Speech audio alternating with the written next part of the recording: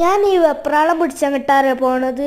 അബഹയിലുള്ള cable car open ആണെന്ന് പറഞ്ഞപ്പോൾ അങ്ങോട്ട് പോവുകയാണ്. എനിക്ക് കുറേ ആഗ്രഹം ഉണ്ടായിരുന്നു അവിടേക്ക് പോകണമെന്ന്. അങ്ങനെ ഞങ്ങൾ അവിടെ എത്തി.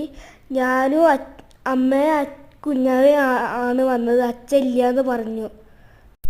ഞാനും അമ്മയും ആദ്യമായിട്ടായിരുന്നു കയറുന്നത്. അതിൻ്റെ ഒരു പേടി ഉണ്ടായിരുന്നു.